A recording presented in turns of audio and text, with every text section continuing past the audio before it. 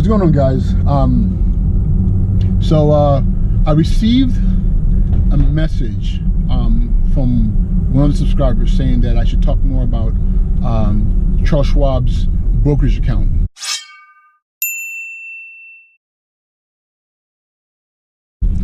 And when I did my video about Charles Schwab's, the high yield interest account, I didn't really go too much into the brokerage account. But I'll be honest with you, a big part of it is because I was kind of experimenting with it.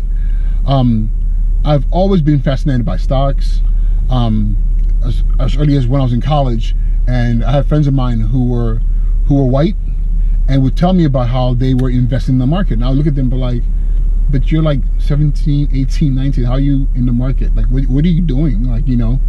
And one of them, actually, his father was an investment banker and was a stockbroker, and started him early. He told me a story about how his dad, when he was a freshman in high school, gave him $100,000 and said, between now and college, you will figure out how to have this money be your inheritance. And dad had already given him the tools and been training him and kind of like, you know, molding him to understand the markets. So by the time I met this guy, I want to say he was already a junior and I was a freshman.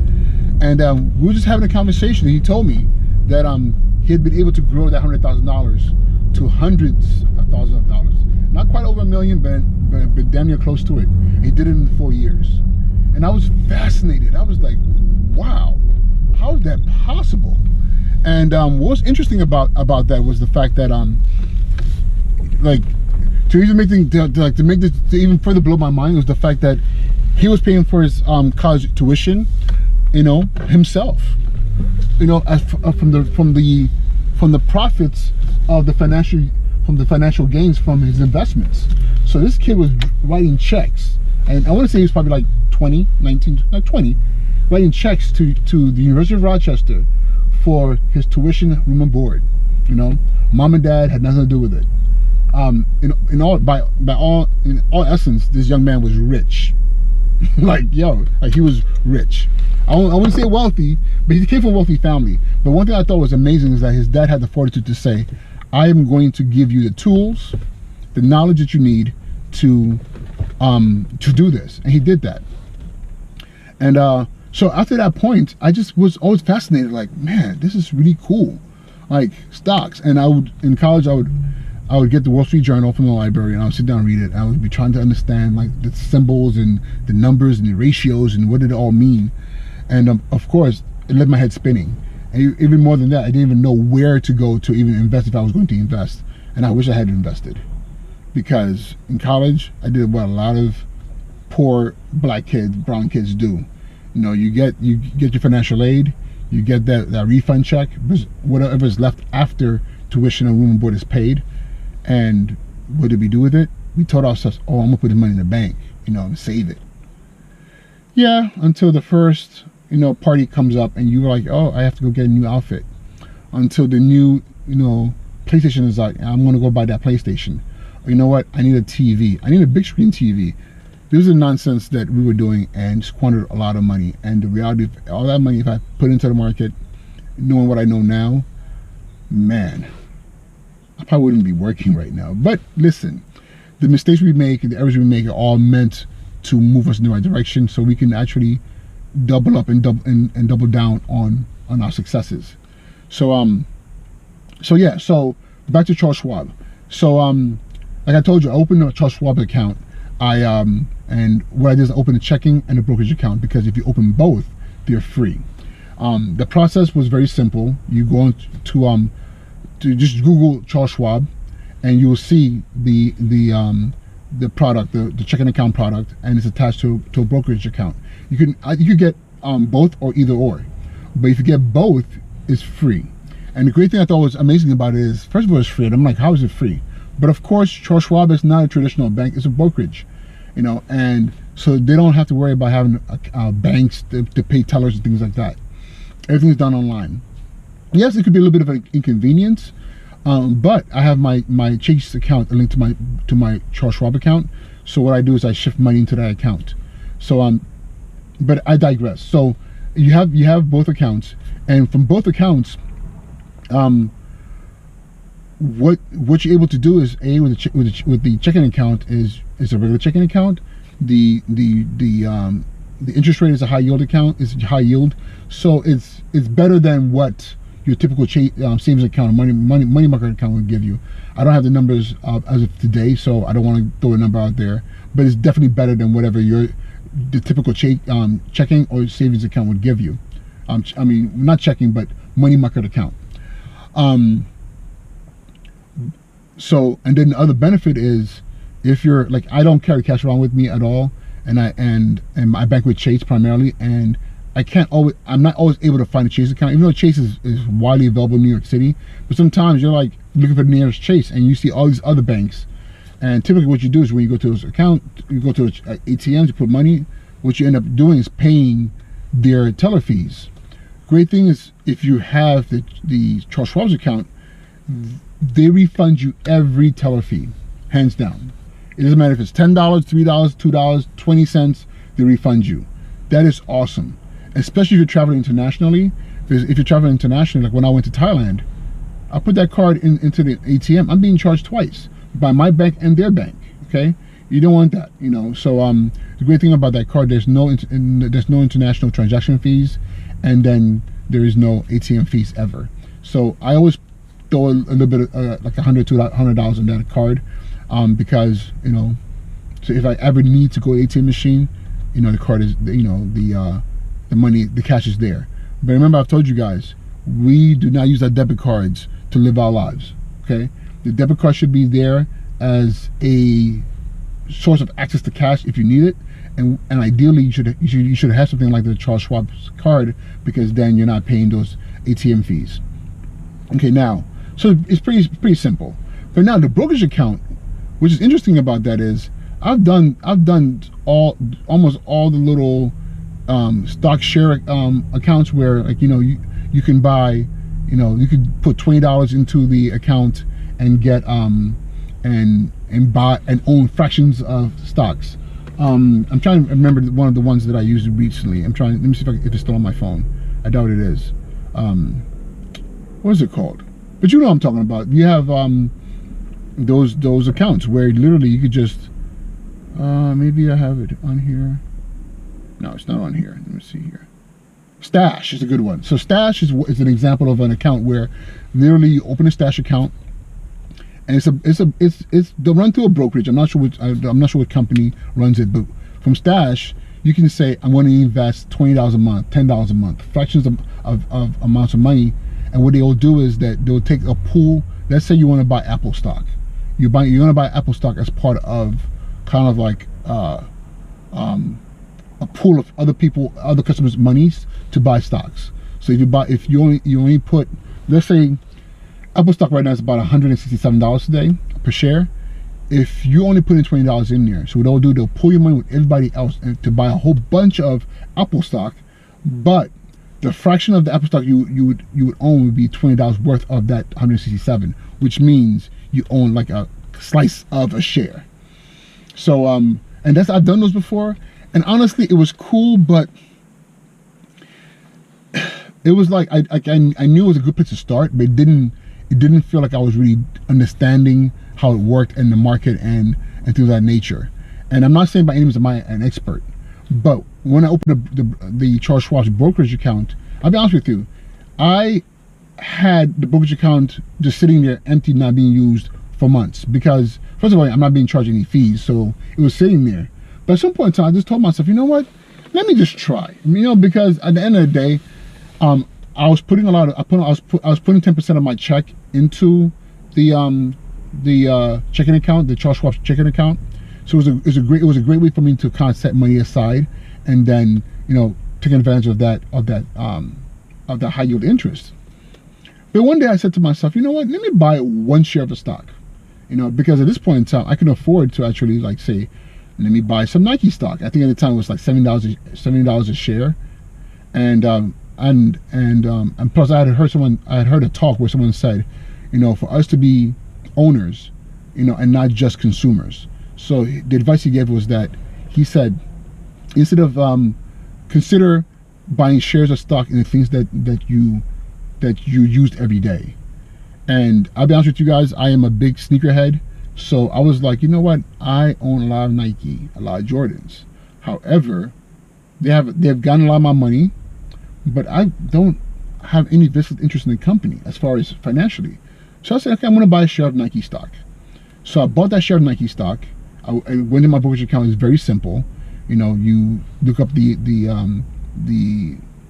ticker symbol for Nike, and then it says, what do you want to do? You want to trade. Trade says, okay, how much, then tells you where do you want to get money from. And because it's linked to my checking account, to my Schwab checking account, I said, okay, I have cash in here. I want one share. It says, okay, the cost is going to be $7 and whatever cents.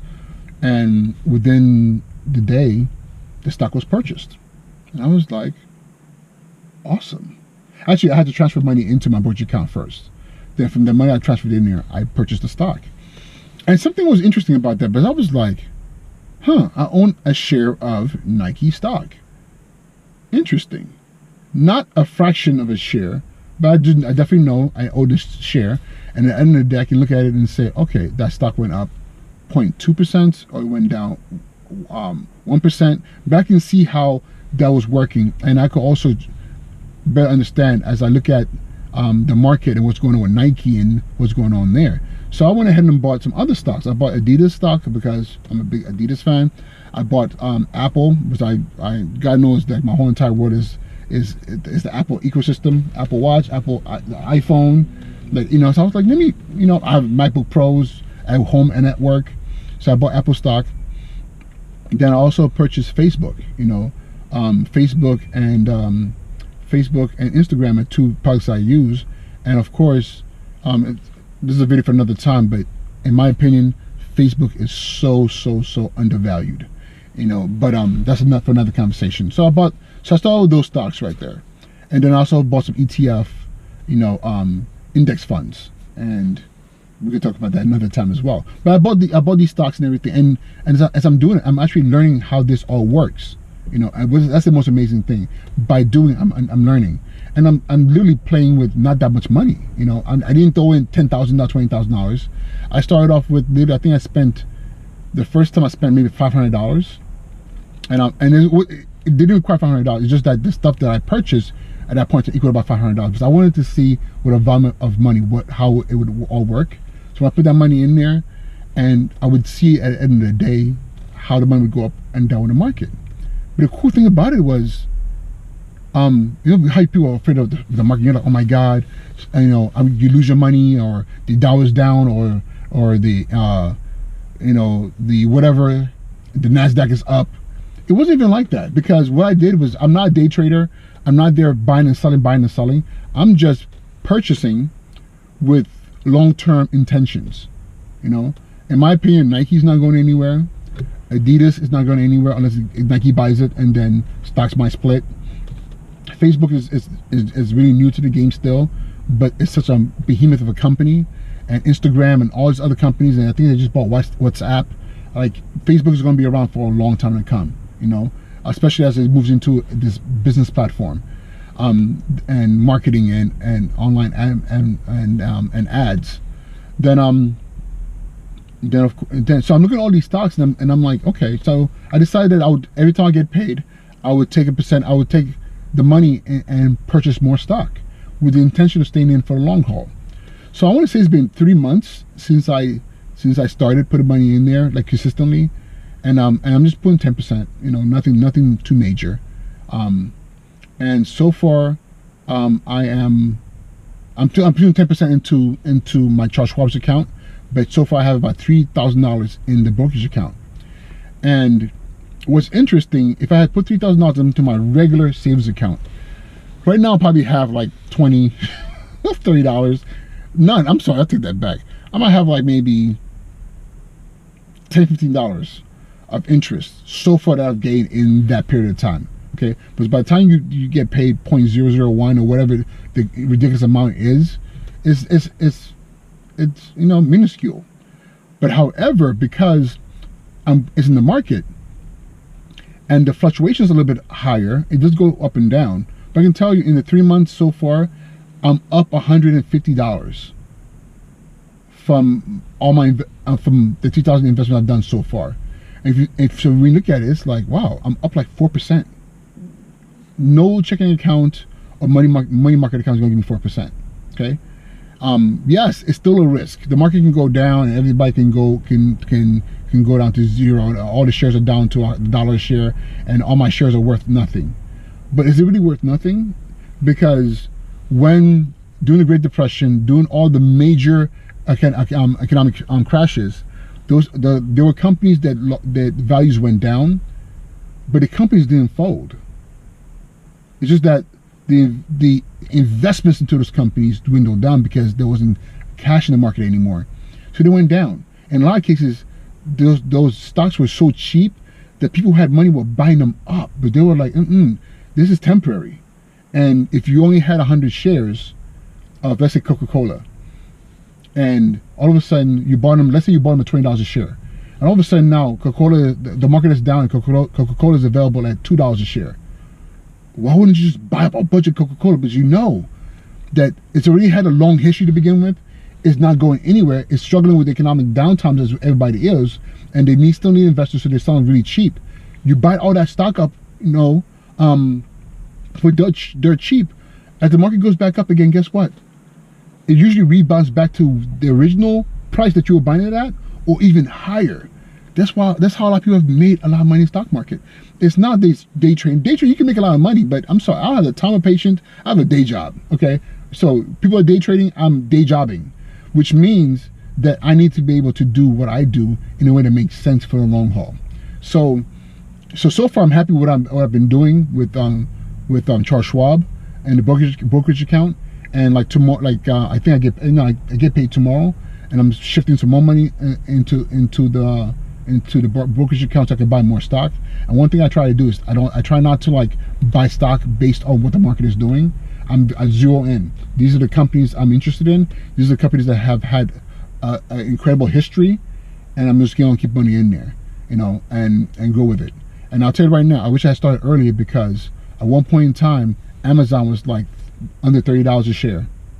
Right now, Amazon is it's $1,600 a share. So imagine if somebody had bought, let's say, 1,000 shares of Amazon at $30 a share.